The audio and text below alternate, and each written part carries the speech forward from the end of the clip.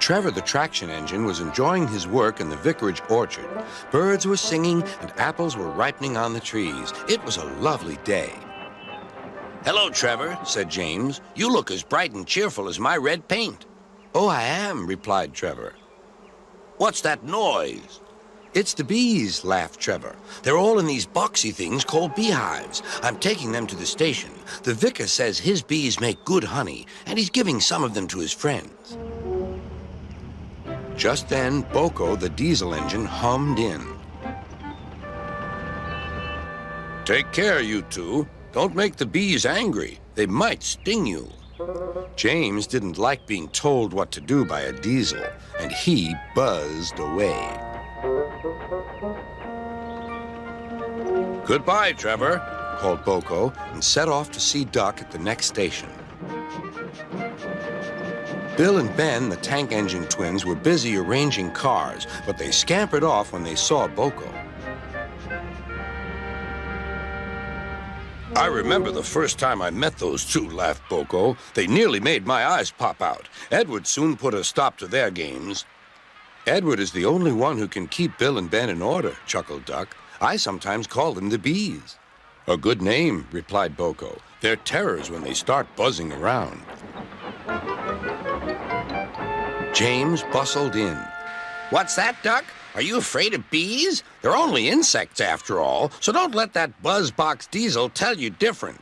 His name is Boko, and he didn't. I wouldn't care if hundreds were swarming around. I'd just blow smoke and make them buzz off. Buzz, buzz, buzz, retorted Duck. The next morning, James arrived at the station to collect his coaches. The passengers were excited and keen to get on board. The platform was crowded, and the porter was in a hurry. Mind your backs, he shouted. Then there was trouble. The beehive fell and broke open. The station cleared like magic. James heard a familiar buzzing.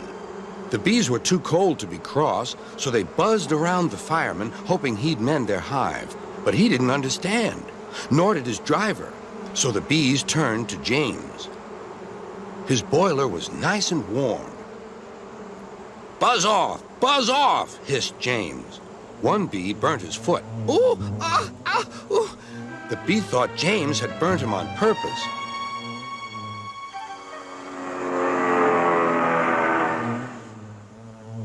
So it stung James right back on the nose.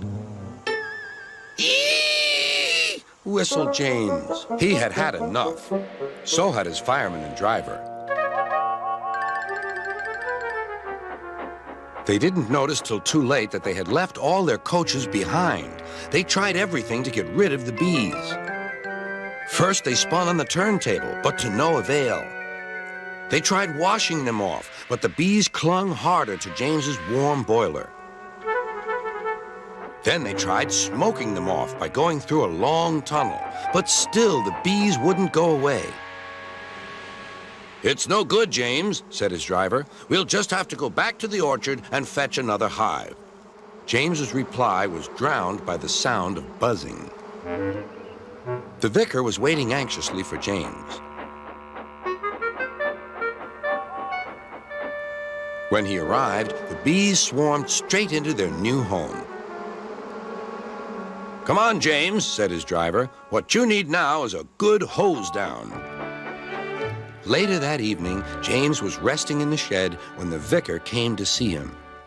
Thank you for saving my bees, he said. It's a pity it's not Christmas. Then we could call you James the Red-Nosed Engine. Everyone laughed, even James. But instead, they decided to call James the Bee's Knees, which means they thought he was more useful than ever.